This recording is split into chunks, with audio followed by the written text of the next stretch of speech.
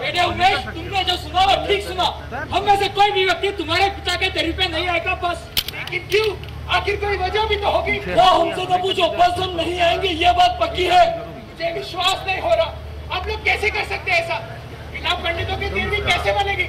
चलिए कोई छोटे मोटे पंडित तो नहीं यानी हम उन्हें अधर्म के मार्ग पर धकेल दे। जी नहीं, हम में से कोई नहीं आएगा। बिल्कुल, धर्म की रक्षा का सवाल है।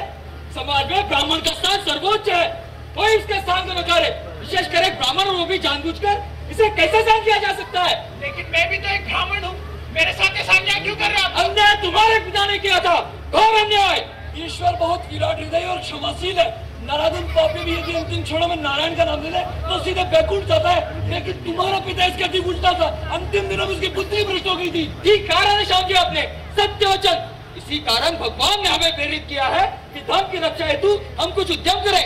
सो हम कर रहे, समझा? जी नहीं पंडित जी, मैं बिल्कुल नहीं समझा। मैं हाथ जोड़कर आपसे विनती करता हूँ कि आप मुझे पूरी बात बताइए। आपका संकेत किस ओर है मुझे बिल्कुल नहीं पता। अच्छा, आप इतने बोले हैं, या हमें मूर्ख बनाने की चेष्टा कर रहे हैं, या फिर अपनी दिनचर्या में इतने व्यस्त रहते थे कि अपने पिता की गतिविधियों को कोई ज्ञान ही नहीं रहा। ये बात सच है पंडित जी, मेरा विश्वास कीजिए। मैं सचमुच इतना व्यस्त रहता हूँ कि मुझे टाइम ही नहीं मिलता। आखिर के कुछ दिनों में तो हालात और भी बुरे हो गए थे।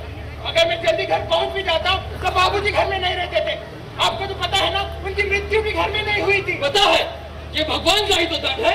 अपनों के बीच मृत्यु पुण्य करने वालों को ही प्राप्त होती है। लेकिन मैंने ऐसा क्या किया है जिसका दंड आप मुझे दे रहे हैं? माता पिता के पापों का दंड संतान को भुगतना पड़ता है। लेकिन विश्वास करो, ये दंड तुम्हारे लिए नहीं है। हाँ, अगर तुम अपनी तेरवी के लिए बुलाओगे ना तो हम जरूर आएंगे, कभी मना नहीं करेंगे। और केवल तुम ही नहीं, तुम्हारे परिवार का कोई भी सदस्य हो, चाचा ताया पत्नी बच्चे, किसी की भी तेरवी हो, तुम तुरंत चले आना, निसंकोच। हम तुम्हें कभी निराश नहीं करेंगे, ये हमारा वचन है। और ये भी हमारा वचन है, तुम्हारे लिए, तुम्हारे पिता के लिए हम प्रार्थना भी करेंगे कि ईश्वर उन्हें क्षमा करे और उनकी भ्रष्ट और दूषित आत्मा को शांति दे, सुख क्षमा दे।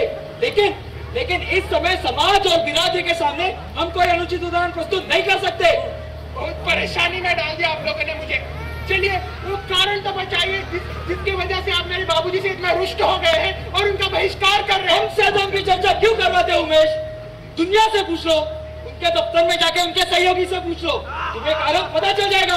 अच्छा भैया, अब हमारे पास समय नहीं है, एक मंदिर की स्थापना के लिए जाना है, इसलिए क्षमा करना। चलो पंडित जी चलो। आप लोग मेरी परेशानी समझ रहे हैं ना? इतने मामूली से आदमी थे मेरे बाबूजी कि किसी को उनकी परवाह नहीं है। वो तो खैर जब वो जिंदा थे तब भी नहीं थी, तो मरने के बाद क्या होगी? 30 साल तक एक मामूली सी नौकरी में लगे रहे, कलम घिसते घिसते हेड क्लर्क बन गए म्युनिसिपल कॉर्पोरेशन में। ना ही कोई इंटरेस्ट, ना ही कोई एम्बिशन और ना ही कोई इनिशिएटिव। एकदम सपाट जिंदगी। शायद मौत भी इसीलिए इतनी ही सपाट, सिवाय एक स्पीड ब्रेकर के कि इन पंडितों को नाराज कर दिया। अब उनकी तेरहवीं पे कोई आएगा या नहीं पता नहीं। शव यात्रा में झोपड़पट्टी के कुछ लोग शामिल हो गए थे, पता नहीं क्यों, शायद तमाशा देखने। लेकिन अब सबसे झुलाने वाली बात तो यह है कि अभी तक यह पता नहीं चल रहा कि इन पंडितों के हाथ मेरे बाबूजी के खिलाफ क्या लग गया। बचपन में जैसे होमवर्क दिया करते थे मुझे बाबूजी, मेरे खेलने कूदने पर पाबंदी लगाकर, लगता है फिर से होमवर्क ही दे गए हैं मुझे। होमवर्क। रमा, एक कप चाय देना प्लीज, बहुत थक गया हूँ। अभी लाई।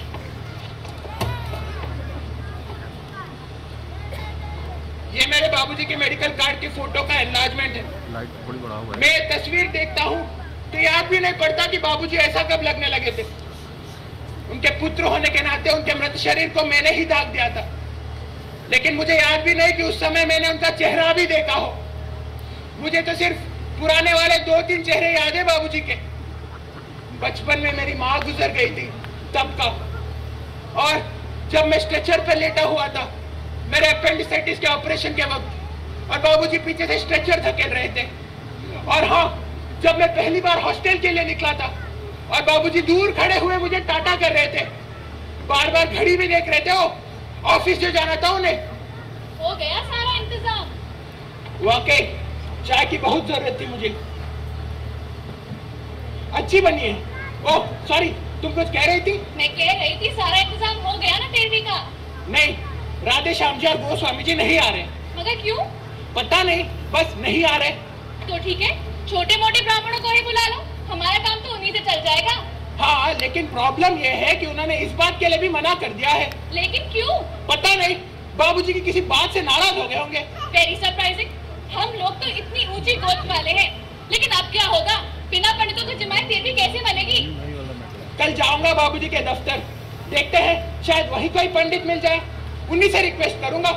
बाबूजी के इतने पुराने कुलीग रह चुके हैं, मना थोड़ी ना करेंगे। और अगर ना माने तो? अरे कैसे नहीं मानेंगे साले, खाना खिला रहे हम उन्हें, भीख थोड़ी ना मांग रहे उनसे। तो फिर राधेश्याम और गोस्वामी जी ने आने से मना क्यों कर दिया? कहा ना, पता नहीं, कोई खुंदक हो गई होगी बाबूजी से। खुंदक? खुंदक किस बात की?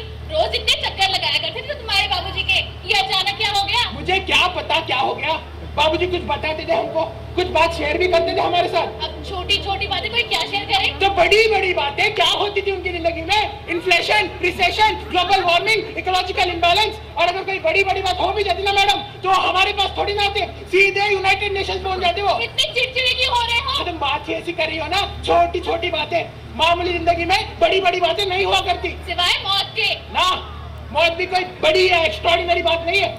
बाबूजी जैसे लोगों की जिंदगी चुपचाप शुरू होती है और मौत भी चुपचाप ही आ जाती है। लेकिन मुसीबत छोड़ जाती है उनके लिए जो पीछे बच गए हैं।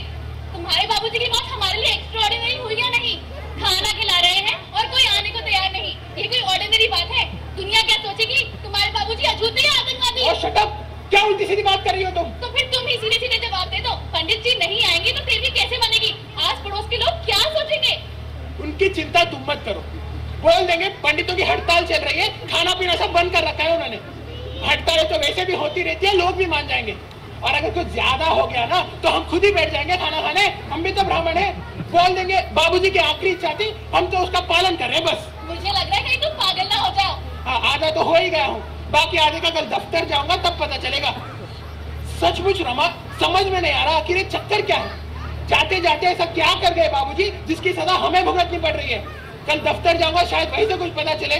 ज्यादा गाड़ी उड़ते मत उखाड़ना, कहीं लेने की तेरे ना पड़ जाए, समझे? अब चलो उठो, हाथ मुंह धो लो, आज तो जल्दी सो जाएंगे। जब तक अपना बेटा स्वप्नेश यहाँ था तो हर काम टाइम पे होता था, टाइम पे खाना, टाइम पे सोना। हाँ, लेकिन पता नहीं हॉस्टल में क्या हालत हो गई होगी मास्टर स्वप्नेश की। ईमेल से तो लगता है कि काफी परेशान है। घर पे रहते तो भी यही कहते, attention seeking device you know. दूर बोर्डिंग में रहेंगे तो डिसिप्लिन हो जाएंगे बच्चों, देख लेना। बिल्कुल मेरी तरह, अपनी बीवी की हर बात मानने वाला। चलो चलो, अब देर नहीं हो रही तुम्हें। माफ कीजिएगा, कुछ अजीब सी बात है। मैं तेरवी की इतनी फिक्र कर रही हूँ, मगर कुछ ऐसे जैसे बाबूजी का उससे कोई मतलब ही ना हो। जब मेरी शादी हुई थी ना, तो शुरू में एक बहुत सुशील और आज्ञाकारी बहू का रोल निभाना पड़ता था। सासू जी थी नहीं तो आज्ञाकारी बनने में ज्यादा तकलीफ नहीं हुई। फर्स्ट इंप्रेशन बहुत अच्छा पड़ा था मुझ पर बाबूजी का, बहुत ही अफेक्शनेट और केयर करने वाले। लेकिन जब स्वप्नेश पैदा हुए तो बाबूजी तो ऐसे बिहेव करने लगे जैसे वो ही इंचार्ज हो। हर बात पे में ये करो वो मत करो, बेटे को ऐसे खिलाओ वैसे मत खिलाओ। सुनकर मैं थक गई।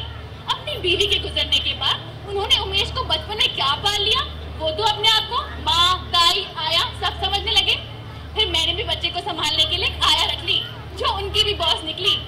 उसी की वजह से उनका लगाव कम हुआ और फिर धीरे धीरे पूरी तरह से खत्म हो गया, थैंक गॉड। फिर जब मैं नौकरी करने निकली तो स्वप्नेश क्रैश गए, उसके बाद स्कूल और अब फाइनली बोर्डिंग। बोर्डिंग के लिए तो मैंने ही जिद करी थी। मैं नहीं चाहती मेरा बेटा ऐसे क्लर्कों वाले माहौल में पले बड़े। दूर बोर्डिंग में रहेगा तो दूर की सोचेगा, ऊंचाई की तरह देखेगा और इंडिपेंडेंट बनेगा। I don't want my son to become a papa's boy like his father. Okay Rama, I am ready. अब तुम भी जल्दी से तैयार हो जाओ, कल बेटा आएगा तो क्या कहेगा, मम्मी इतनी इंडिसिप्लिन बन गई है। फर्स्ट टर्म के बाद पहली बार आ रहा है और आते ही उसे तेरवी अटेंड करनी पड़ रही है। कोई बात नहीं, अगले दिन उसे चाइनीज खिला देंगे या पिज्जा मंगा देंगे, जो भी उसे अच्छा लगे। कोई अच्छी सी पिक्चर भी दिखा देंगे उसे। लेकिन उसका तेरवी पे होना बिल्कुल करेक्ट लगता है मुझे। After all he is the only grandson of Pandit Ishwar Chandra Awasthi. अब चलो, तुम्हारा इज अ लॉन्ग डे।